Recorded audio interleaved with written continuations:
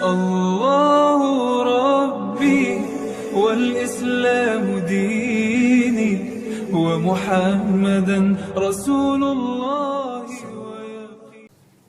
Bagi dirimu disebutlah yang hidup itu bagi dirimu, yang hidup itu bagi dirimu, bagi insan ini disebut namanya dengan ruh. Nah, itu dia.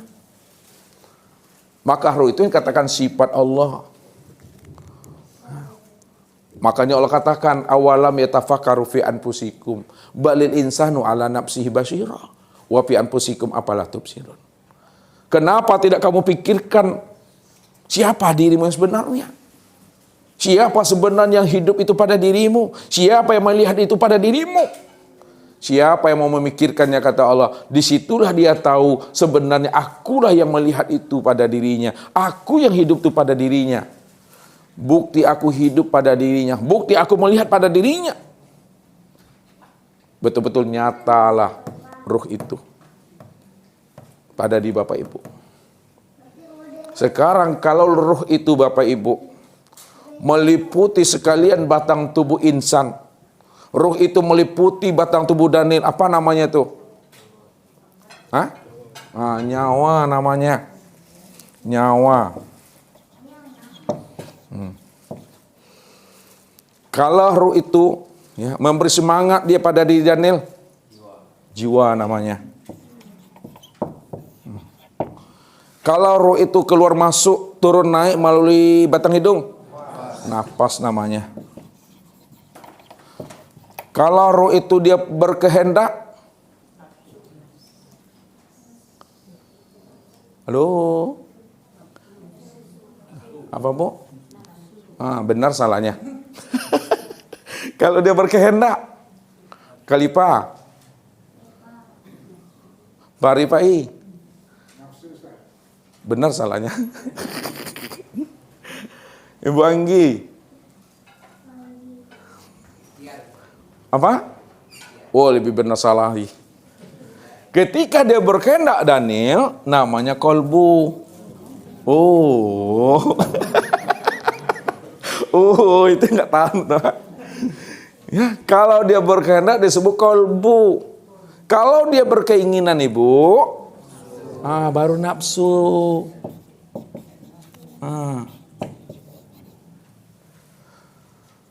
Ya, kalau dia berusaha, itu ikhtiar yang bilang Khalifah tadi itu.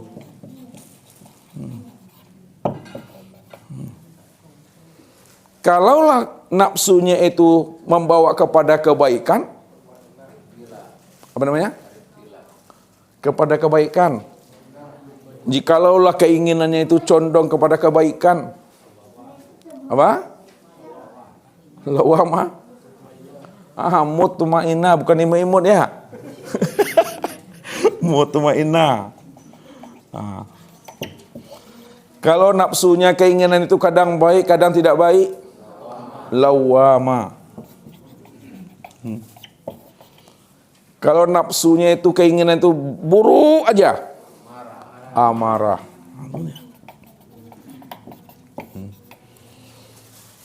Kalau dia berpikir, ruh itu berpikir ya, sebut akal. Kalau dia itu yakin, iman. Kalaulah dia mengenal Allah, arif billah.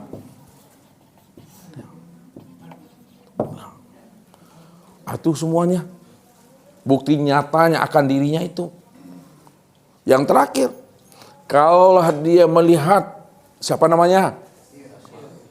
Kalau dia melihat, basar, mana tadi itu? Ya. Kalau dia mendengar, sama, tinggal melihat aja lagi itu. Kalau dia berkata, kalam. Kalau dia mengetahui, kalau dia berkuasa, kalau dia berkehendak, kalau dia hidup, kalau dia tetap saja, asailah. Tetap aja dia.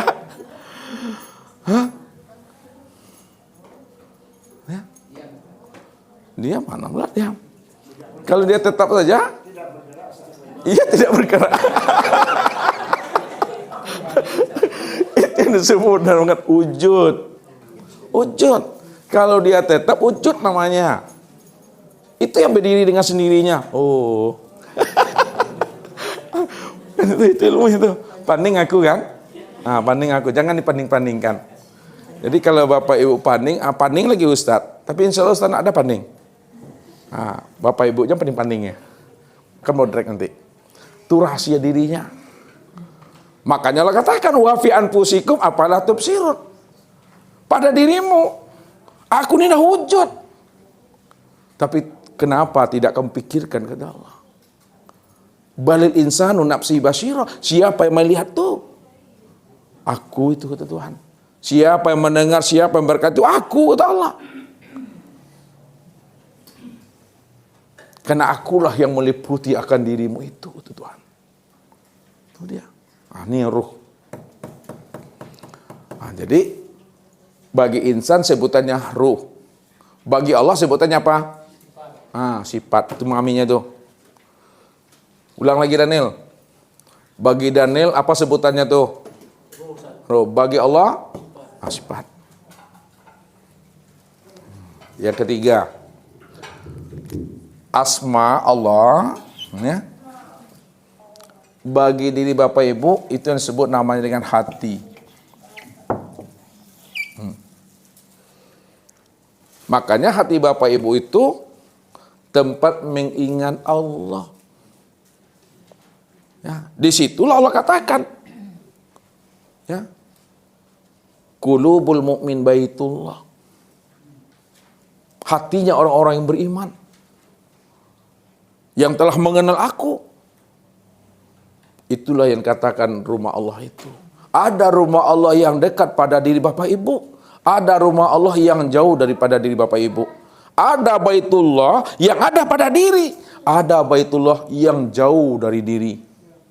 Baitullah yang jauh dari diri. Yang mana itu Bapak Ibu? Itu yang Ka'bah tuh. Di mana letaknya tuh? Di Makkah. Baitullah yang dekat pada diri.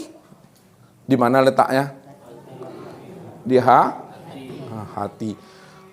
Hati itu di mananya itu Bapak Ibu? Yang baitullah itu pada hati yang mananya tuh? Hati yang mana? Lihat. Beda enggak hati dengan hati-hati? Beda. Lihat Allah katakan, aku jadikan ya batang tubuh anak Adam ini sebagai sebuah maligai. Banaitu fi jawfi ibni Adam kisara. Aku jadikan batang tubuh anak Adam itu seperti sebuah maligai. Maligai itu apa tuh? Istana. Lihat. Aku jadikan batang tubuh anak Adam tuh, nih, adalah sebuah maligai. Ingatlah kata Allah, di dalam maligai itu, di dalam batang tubuh itu ada namanya hati sudur. Di dalam mahligai itu ada namanya hati sudur. Di dalam hati sudur itu ada namanya hati apa? Hati fuad. Di dalam hati fuad itu ada namanya hati kulub. Di dalam hati kulub itu apa? Bahjatul kulub atau saghah. Bahjatul qulub atau saghafah. Di dalam bahjatul qulub, di dalam hati saghafah itu ada namanya lubban. Di dalam lubban itu ada namanya apa? Sir. Di dalam sir itu ada apa? Nur. Di dalam nur itu ada aku itu Tuhan. Maka begitulah dekatnya Allah itu. Keberadaan dirinya betul-betul tak berjarak dengan Bapak Ibu. Maka pantas Allah katakan, qulubul mu'min baitullah. Hatimu yang telah terpancar nur rahasia diriku. Itu yang baitullah itu Bapak Ibu. Jadi yang dikatakan baitullah itu hati yang telah terpancar rahasia nur ilahi. Yang sudah ada kesadaran Tuhan di dalam dirinya. Kenapa hatinya itu terpancar rahasia nur ilahi? Karena dia senantiasa membersihkan rumah Allah itu. Fi buyutin azinallahu an turfa'a wa yuzkaru fiha ismuhu bil gudi wal asal. Bersihkanlah rumahku setiap waktunya, setiap saatnya, setiap detiknya, 24 jam. Siapa yang mau membersihkan rumahku, kata Allah, setiap waktu, setiap detiknya, maka terpancarlah rahasia nur itu di dalam hatinya, Tuhan. Barulah di situ dia merasakan kehadiran aku dengan dirinya itu benar-benar amat sangat dekat daripada hidupnya. Amat sangat dekat daripada rahasianya. Amat sangat dekat dari jantungnya. Artinya enggak berjarak, Bapak Ibu. Maka isilah kolbu kita. Isi hati kita itu dengan berzikir kepada Allah. Tapi zikir yang dimaksud oleh Ustadz bukan hanya sebatas melafazkan kalimat zikir.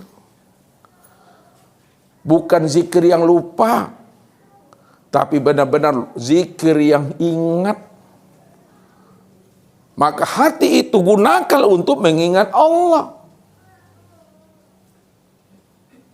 Banyak orang berzikir, tapi zikirnya zikir lupa. Banyak orang berzikir, tapi zikirnya zikir lalai. Melafazkan kalimah zikir, subhanallah, alhamdulillah, Allahu akbar, la ilaha illallah. Tapi dia lupa, dia lalai. Tidak ingat dia siapa subhanallah itu. Tidak ingat dia siapa yang alhamdulillah, Allahu akbar. Tidak ingat dia siapa dirinya itu.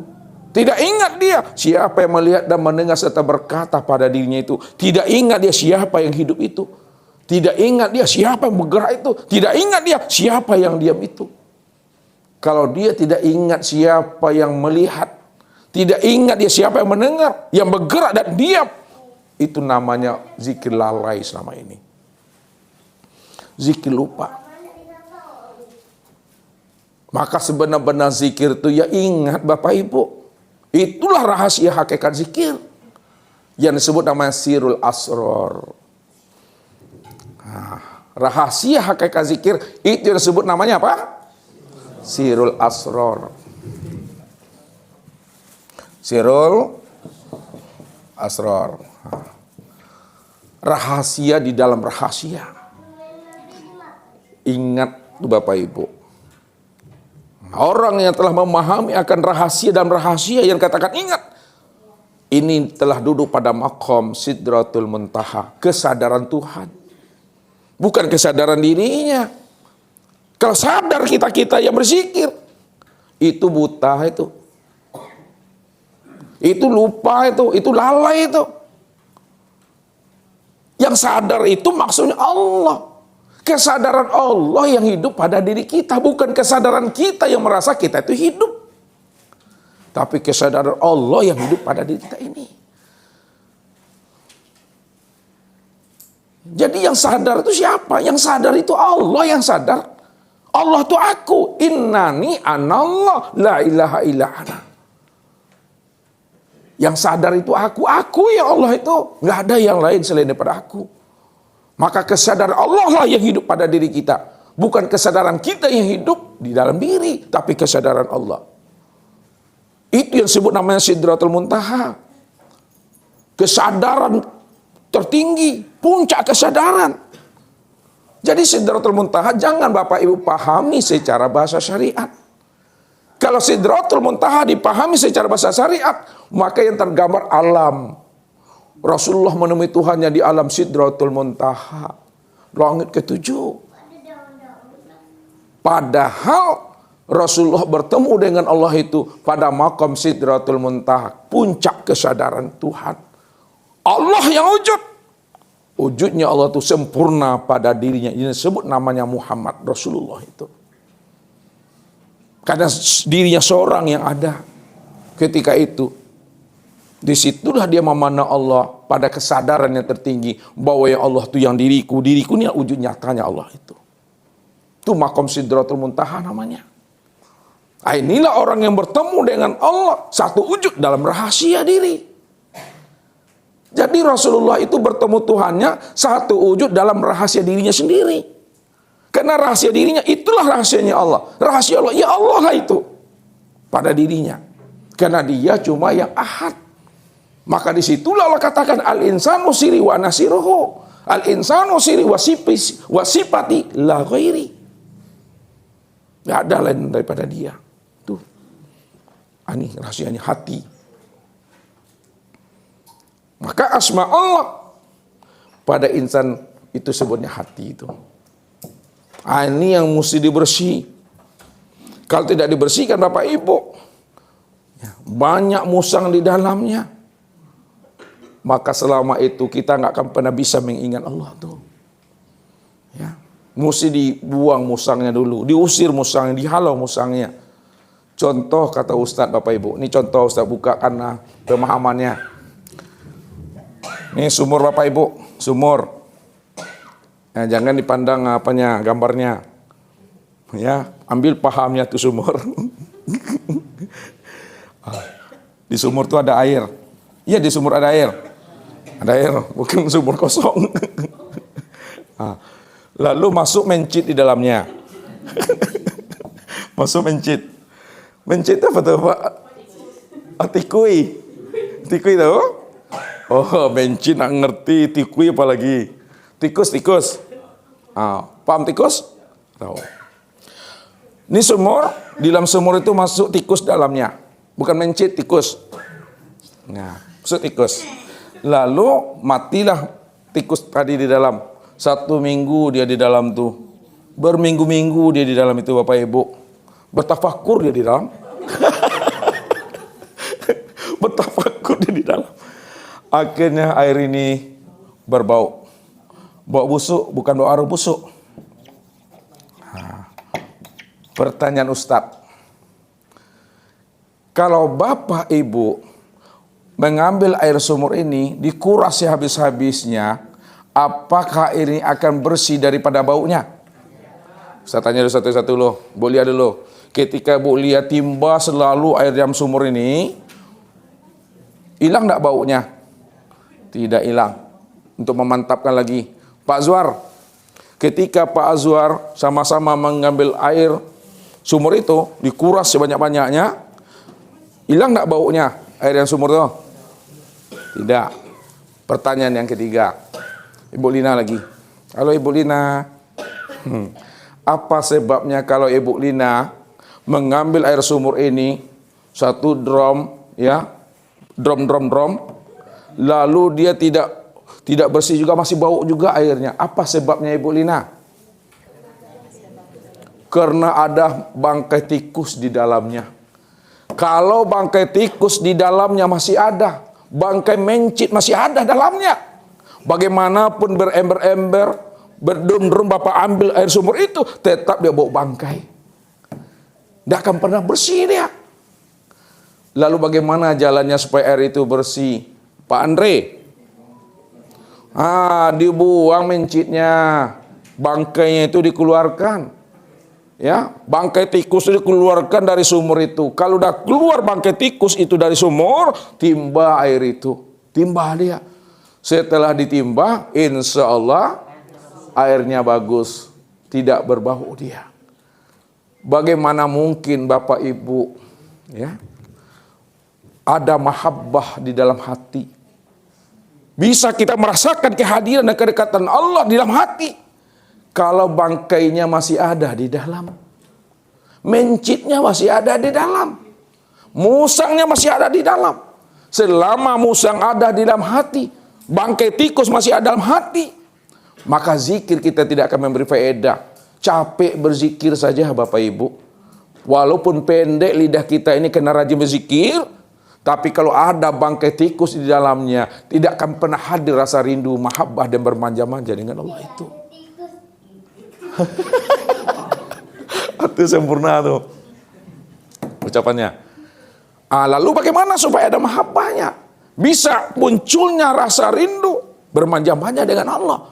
buang bangkai tikus kalau ada di dalam hati itu. Keluarkan dia. Ketika Bapak Ibu mengeluarkan bangkai tikus yang ada dalam hati, maka inilah yang disebut proses yang pertama, dikatakan proses apa namanya, Daniel?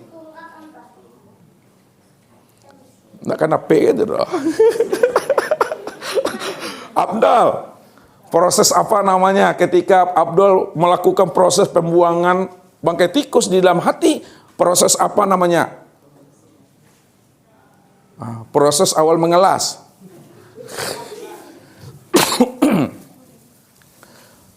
Kalau nggak dapat, nak naik kaji ini lah. Proses apa namanya? Alhamdulillah, bisa pulang semua nanti. Ini yang disebut namanya proses pembuangan, pembersihan bangkai tikus yang ada di dalam hati. Ini yang disebut namanya proses takhalli.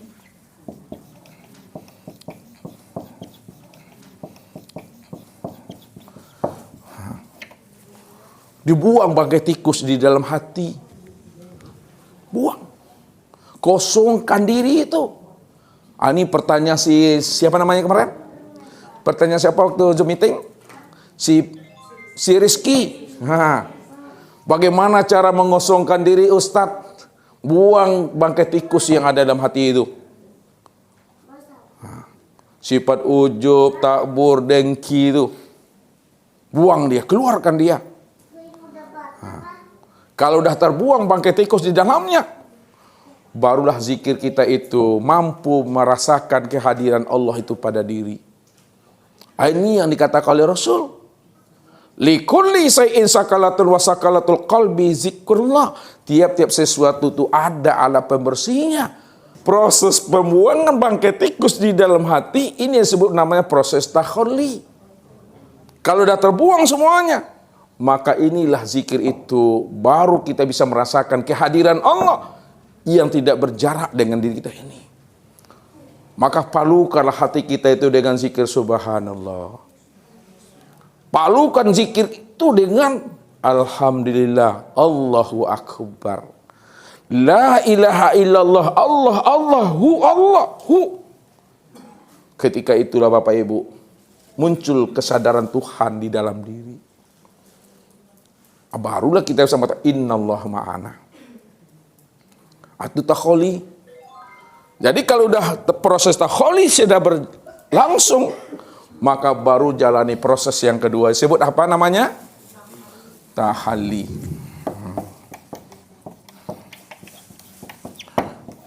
Baru diisi dia. Diisi dia dengan sifat sabar. Diisi dia dengan sifat ikhlas. Diisi dia dengan sifat qanaah, diisi dia dengan sifat tawadu, diisi dengan sifat zuhud, diisi dengan sifat wara. Itu dia, diisi. Kalau udah diisi, insya Allah begitulah kita ini asik bermanja-manja dengan Tuhan. Merasakan kehadiran Allah itu benar-benar wujud dan nyata pada diri kita itu. Makanya Allah katakan, fazkuruni azkurkum. Jika kamu ingat aku selalu ingat akan dirimu, kata Allah. Karena aku tidak pernah meninggalkan dirimu, walaupun itu sesaat. Tuh. Ya. Apa kata Allah? Bahwa Allah tidak pernah meninggalkan diri kita ini, walaupun sesaat. Ma yakunu min najwa salasatin illa huwa rabi'uhum. Wala khamsatin illa huwa sadisuhum. Wala adana min zalika wala aksara illa huwa ma'ahum. Tidak ada di antara kalian yang bertiga saling membuli, saling menggosip, saling merahasiakan satu dengan yang lainnya. Ingatlah kata Allah, yang keempatnya itu aku yang menjadi rahasia dirimu. Wala khamsatin illa huwa sadisuhum. Tidak ada di antara kalian yang berlima saling membuli, saling menggosip, saling merahasiakan satu dengan yang lainnya. Ketahuilah kata Allah, yang keenamnya itu aku yang menjadi rahasia dirimu. Wala adana min zalika wala aksara illa huwa ma'ahum. Tidak ada di antara kalian yang berkelompok-kelompok, yang berjamaah-berjamaah, yang berkumpul-kumpul, baik jumlah yang sedikit maupun jumlah yang banyak, saling membuli, saling menggosip, saling merahasiakan. Ketahuilah kata Allah, aku tetap hadir selalu beserta dirimu. Di mana ada kamu, situlah nyatanya aku, kata Allah. Karena aku yang menjadi rahasia dirimu, kata Tuhan. Barulah Allah mengatakan itu, wa huwa ma'akum aina ma kuntum. Dianya Allah itu beserta kamu, di mana saja kamu berada. Itu maksudnya, di mana ada kamu, situlah nyatanya aku menjadi bukti, menjadi dalil dan saksi, menjadi rahasia dirimu, kata Allah. Di kamar kita ada enggak Allah tuh? Di luar kamar kita ada? Walaupun kita jauh dari suami, ada enggak Allah dekat kita tuh? Walaupun kita jauh daripada bini, ada enggak Allah pada dekat tuh? Kalau ada, insya Allah enggak akan pernah selingkuh itu. Kemana pula perginya nih? Tahu masuk Ustaz tuh? Jangan sok tahu lagi. Itu rahasianya tuh. Kalau hati sudah hadir kepada Allah, insya Allah Bapak Ibu, hidup kita ini istiqomah itu. Ya. Bagaimana kita ini akan mencuri, akan berbuat dosa dan maksiat, sementara Allah betul-betul wujud nyata rahasia diri kita ini. Itu yang mesti dipahami, malu kita dengan Allah tuh. Ya. Kalau kita sudah hidup kesadaran Allah itu pada diri ini. Itu maksudnya. Hidupkan asma itu. Hilangkan namanya bangkai-bangkai tikus di dalam diri supaya hidup kesadaran Tuhan di dalam diri itu. Barulah benar dia qulubul mu'min baitullah. Barulah hati ini katakan rumah Allah, tempat kita menerima hidayah dan petunjuk. Makanya Allah katakan apa? Ma minkum min ahadin illa sayukallimuhu rabbuhu bainahu wa baina turjuman wala hijaban yahjubuhu. Tidak ada salah seorang di antara kalian, melainkan kalian mampu berdialog dengan aku tanpa pakai penterjemah, tanpa pakai ahli bahasa. Siapapun bisa berdialog dengan aku, siapapun bisa dia bercakap-cakap dengan aku tanpa pakai penterjemah, tanpa pakai ahli bahasa. Wala hijaban yahjubuhu. Tidak ada pula dinding yang membatasi antara dirinya dengan aku ini. Tidak ada sekat, tidak ada tabir dan tembok yang membuat kita berjarak dengan Tuhan. Makanya Allah katakan apa?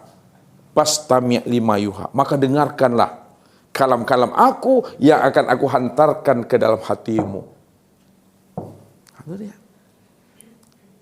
Jadi kalau hati telah bersih, hati telah bening, hati telah terpancar, sudah mencurat nur ilahi di dalam hati, maka hati ini akan menjadi lapang. Iza dakhala qalbu nuran in pasahawan saroha. Apabila telah masuk nur di dalam hati kita ini, maka hati kita akan menjadi lapang. Hati kita akan menjadi tenang. Hati kita akan bahagia. Kenapa? Karena rindu dengan kehadiran Allah yang sudah ada pada diri ini. Itu asik Bapak Ibu. Tak pernah kita merasa sepi hidup di dunia ini. Walaupun suami meninggal kita masih ada Allah. Walaupun istri meninggal kita masih ada Allah. Dimanapun kita berada ada Allah. Itu asik tuh. Itu rahasianya berdialog dengan Allah, berdialog ke dalam diri. Berdialog ke dalam diri. Yang terakhir Bapak Ibu, af'al Allah pada diri Bapak Ibu, pada insan itu disebut apa? Tubuh. Jadi tubuh insan itu yang disebut namanya af'al Allah itu. Kesimpulannya, untuk memandang sempurnanya af'al Allah, memandangnya sempurnanya asma Allah, memandangnya sempurnanya sifat Allah, memandang sempurnanya zat Allah, itu yang disebut namanya dengan insan. Kok ragu Bapak Ibu? Insan. Insan inilah kesempurnaan memandang af'al Allah, asma Allah, sifat Allah, dan zat Allah. Itu artinya Bapak Ibu, kalaulah insan ini kesempurnaan memandang af'al Allah, asma Allah, sifat Allah, dan zat Allah, maka disebutlah insan ini namanya wujudullah.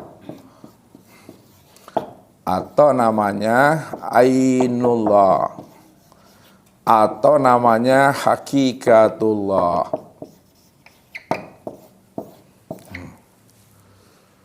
Nah, jadi kita menjelaskannya secara sifat.